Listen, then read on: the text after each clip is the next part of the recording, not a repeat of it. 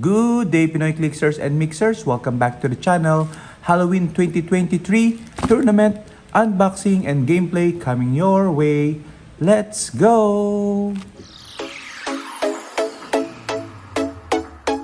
Okay, so we have here a package from Shopee, the contents of which we are going to use for the coming Halloween 2023 Heroclix party sponsored by Larry. So we have this annual tradition of having a Halloween party. Okay, and that means for Heroclix, it's a mini tournament with special rules. And the special rule is you have to wear something Halloweeny, okay, or you need to wear your costume or at least a mask, okay. And when you do, you get one free probability control across the map, okay, for each game, okay. So more so, there is going to be a costume competition, like the best in costume, okay. I'm not gonna go full-blown costume, but I'm gonna wear a mask, okay. And I purchased my mask in Shopee just in time for the tournament, okay. So there are other contents in this particular package, but we'll reserve those in another video, okay. So for now, we're just gonna focus on the contents of this brown cardboard. Okay, so the contents of this, as I said, would be mask. Okay, so not your fancy mask, but OG mask here in the Philippines. If I can open it, let's see. Oops, be careful because the mask is only made of paper. There we go. There we go. So packaging is good for this type of item. Okay. And as I said, the mask is boom, Spider Boy. Spider Boy. So I ordered a couple of masks so that I can switch mask for every match, I guess. So I have here, my first mask would be Spider Boy. Okay, so you can totally pop off the eyes. Okay, although the eyes here does not match, it pops up here, not on the actual eye. That must be a defect, but that's fine. It's part of this the thought that matters. And then usually to wear these, you just need to put rubber along the side. Okay, so I think this should be the place we put rubber in. Oops, sorry.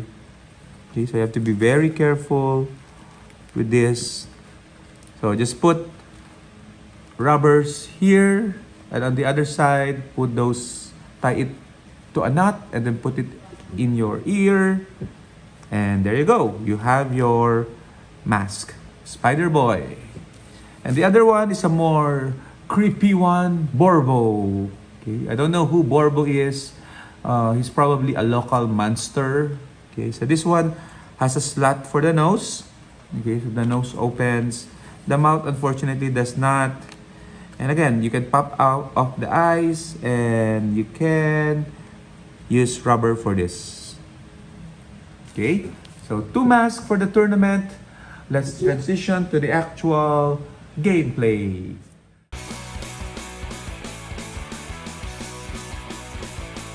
Our head judge for today is Dr. Doom Sandy.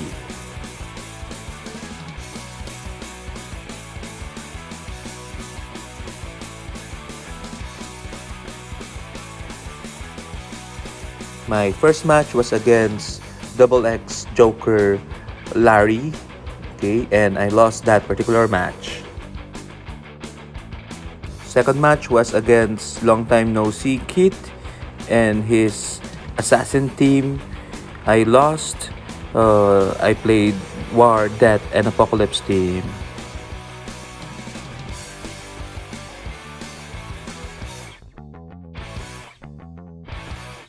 Final match was against Knight and his Avengers team.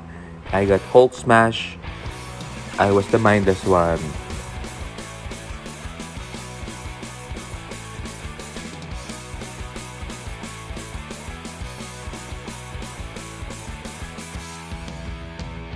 Picks from the other matches.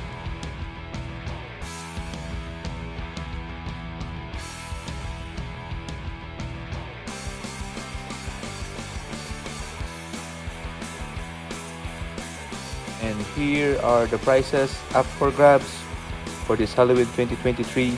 And the winner is Larry Boy.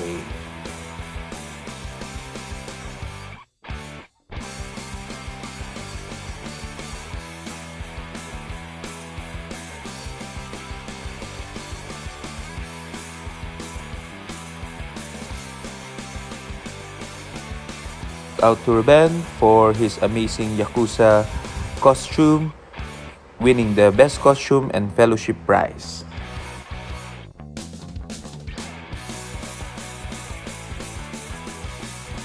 Borbo ended as last place, must be because of all the coughing. Okay, Halloween party Heroclix 2023. Highest, lowest? Highest daw, highest. Highest roll. 3, 4. Yun o. Picture! Picture mo. Nakita na? Tagumpay. Yung mas magandang ano. Shout out to everyone who made time to join the tournament and keep the tradition alive on to the next one, which is probably our Clixmas tournament. Bye-bye!